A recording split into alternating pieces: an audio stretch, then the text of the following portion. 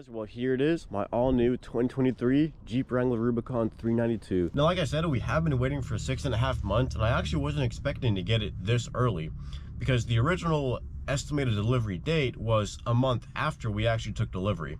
So definitely very excited that it came a little bit earlier than expected, but even then, the original wait time estimation was 5 to 6 months. So like I said, it was 6.5 months, but you know, still definitely excited that we were actually able to get one. It's definitely a very fun vehicle to drive, and I definitely do want to take this thing off-roading, do some, you know, actual on-road driving with this thing as well, because it really is the best of both worlds. Now, of course, you guys know I had a Dodge Challenger's catback before this, and this Jeep replaced that. So I definitely am a V8 muscle car guy. I'm also a Jeep guy, so this vehicle right here is definitely the best of both worlds for me. Just a quick walk around here. Wanted to give you guys my quick first impressions and kind of quickly talk about a lot of different parts about this vehicle here. And of course, I will be doing a separate video for a bunch of different topics, including a full in-depth first impressions video, a driving review, and all that fun stuff. Definitely have a lot of mods lined up for this thing as well. I also did get the Extreme Recon package here, which comes with an 1.5" lift over the base Rubicon 392. It also comes with these 35-inch tires right here, and it also comes with the heavy-duty rear tire carrier, which is right over here. So since we have that big 35 here on the back, we also do have the heavy duty tire carrier right here as well. The paint color that I got is called a Hydro Blue, and I think it was like a $495 option, which every single paint color except for white is actually an additional option, so you have to pay for an actual color except for white. And I pretty much love every single color on this Jeep, but I really do think that the Hydro Blue just makes it pop a lot more. It's super bright, very glossy, of course, you know, of course since it's brand new it's going to be extremely glossy anyways, but you know, I just think it really makes the whole Jeep pop a lot more with this color. So of course, first thing we're going to do with this thing is get rid of this, you know, fishing pole antenna. I already do have a replacement for this thing, just need to pretty much unscrew it and install it. So that's going to be super easy. I think it's going to clean up the Jeep a little bit. You know, obviously an antenna is, you know, basically nothing, but I think it'll look a lot better with that, you know, black short antenna. I think the one I got is about 7 inches, so it'll come up to like right there basically. So I think it'll look a lot better. It's the same one that I have in my XJ as well. But yeah, let's go ahead and keep walking around the Jeep here, show you guys some other parts of this cool vehicle here.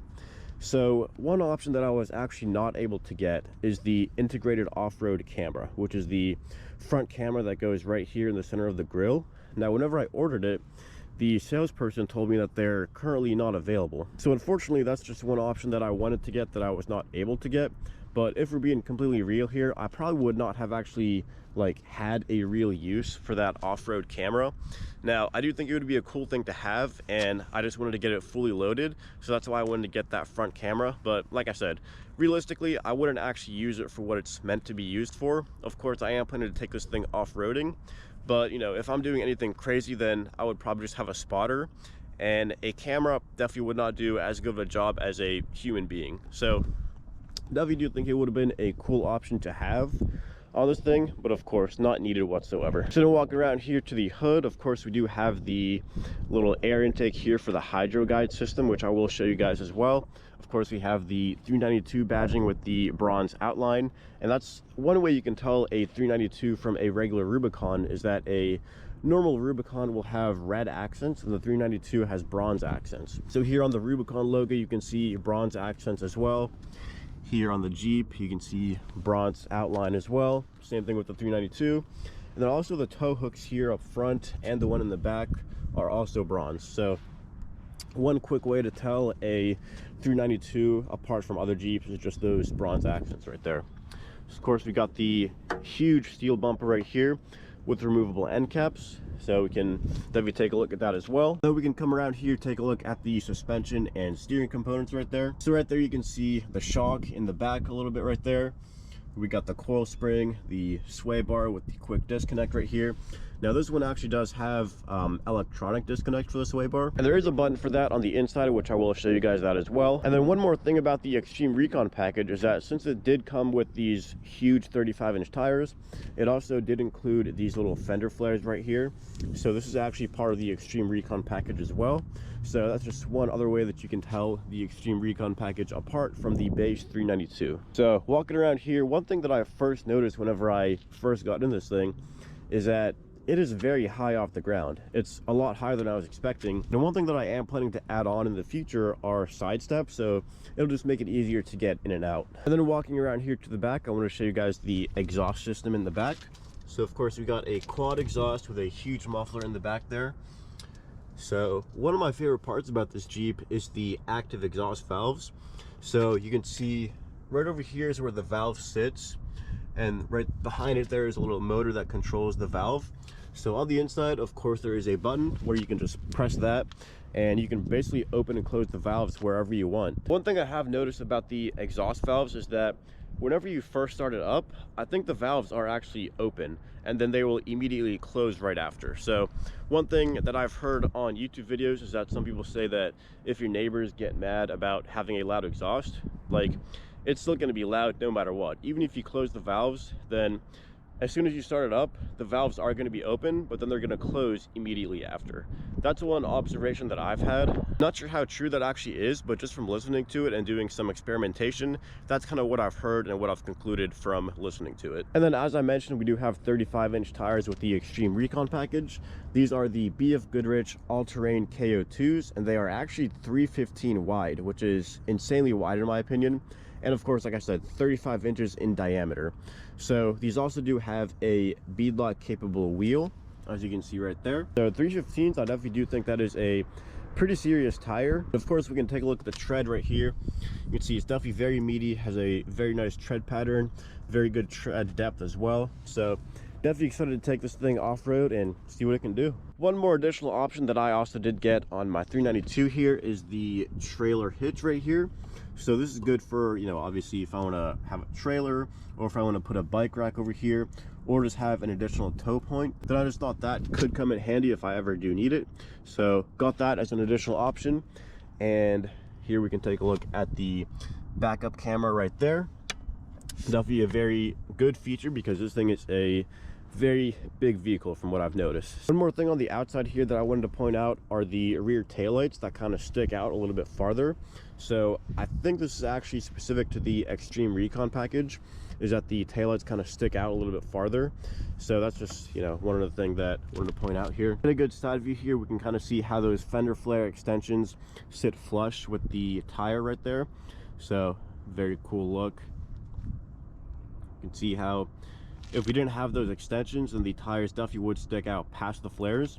So it's definitely a very good addition there. Then moving on to the interior here, let me show you guys how high this thing actually is, because this was very surprising to me whenever I first stepped into this Jeep.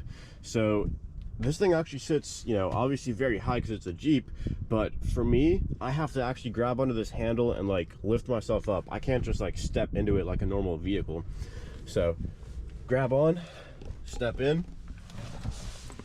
and there we go. So once inside the Jeep, one of the first things that I've noticed is that the hood actually does stick out quite a bit more than a stock Jeep. Now, as you guys know, I do have experience driving a 2017 Jeep Wrangler Rubicon Hard Rock. So, you know, it's obviously not a JL, that was the last year of the JKs, but still a very similar platform, of course. So I've noticed that because of that air intake right there, the hood actually does stick up a little bit more, and it actually is very noticeable. So just like in the Challenger, it did have that shaker hood. That was one of the first things that I noticed whenever I got in the Challenger, whenever I first got it, is that that shaker hood actually is very noticeable and takes up a lot of kind of visibility, I guess. So I don't want to say that the visibility is bad in the 392, but the air intake and the kind of like hood vent here, it actually is very noticeable. Other than that, this thing definitely feels like a tank. You can definitely feel the weight, you can feel the power. Now, obviously I haven't put my foot down on this thing yet because I definitely do want to break it in properly. Just driving it around a little bit, you can definitely feel that this thing is very powerful and sounds very good as well. Moving on here, we do have this very nice touchscreen along with all of our controls down here. Now, I'm not going to go over everything right now because, of course, I am planning to do a separate video on pretty much all the features about this Jeep. But one more thing I wanted to mention about the interior here is the roof. So one of the options that I was not able to get is the headliner. And you guys can see that this roof right here, in my opinion, does look a little bit cheap. And especially for a vehicle like a Jeep Wrangler Rubicon 392, top of the line, best Jeep you can get, I really do think that the roof should have looked a little bit better, you know, stock, in my opinion. Now, even with the headliner, like I said, I was not able to get the headliner because as like the front camera, it just was not available at the time that I was placing my order.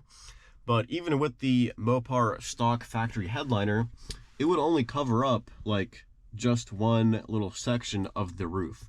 So it would still have this white like fiberglass material exposed. So what I'm planning to do is buy a full headliner kit made by Cover King, and it actually covers up the entire like fiberglass, the entire white portion of the roof. So even back here, you guys can see even on the sides in the trunk area, all of that is still going to be covered up by that Cover King headliner that I'm planning to install. So that's going to be one of the things, one of the projects that I'm planning for this 392 already. So definitely looking forward to that. And I definitely do kind of hear an echo in here without the headliner, but I do think it's going to be a good addition to the 392. And then of course right here we have my favorite button, which is the exhaust valve button.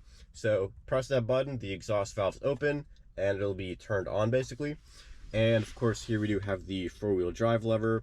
So it's 4 high auto, 4 high part-time, and then 4 low. So there's no 2-wheel drive option with this thing. You actually do have to get a taser to allow it to be only 2-wheel drive. But from the factory, like I said, it only has 4-wheel drive options, no 2-wheel drive. And of course we also do have front and rear differential lockers, off-road plus, sway bar disconnect, and the 4 auxiliary switches right here as well. Right now, the exhaust valves are open, so you're gonna get the full experience. So let's go ahead and turn this thing on. Press the button.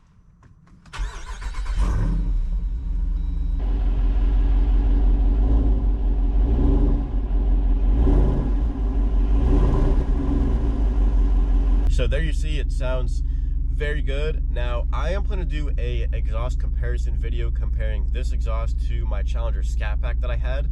Obviously same exact engine, 6.4 liter V8 392, and you know, I want to put them side by side, like the video side by side, and kind of see how they compare, because obviously, you know, even with the same engine, the exhausts do sound different.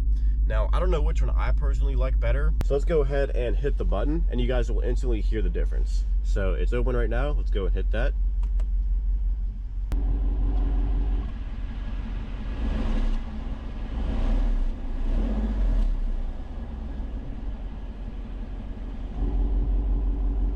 So obviously, like I said, we still are in the break-in period. I think we have like 50 miles on the odometer right now. So I wasn't gonna rev it too much because I didn't wanna, you know, obviously do anything wrong during the break-in period. And we also are in a public parking lot. So of course I didn't want to get the cops caught on me, because you know how some people can be with this kind of stuff. All right, so I wanted to quickly show you guys this 392, a 6.4 liter V8 under the hood. Let's go ahead and open up these hood latches. All right, so there's the good old 392 6.4 liter V8. Of course, we do have the alternator sitting up high right here, just in case I'm riding through water or anything like that, just so it doesn't get wet. And of course, as I mentioned, the hydro guide system right here is that little air intake. So it's basically meant to, you know, obviously intake the air and then feed it to the intake, which is right over here. But if you are driving through water and the water ends up going above the hood, then it can also drain the water. It has these little like drainage flaps right here where the water can come out of.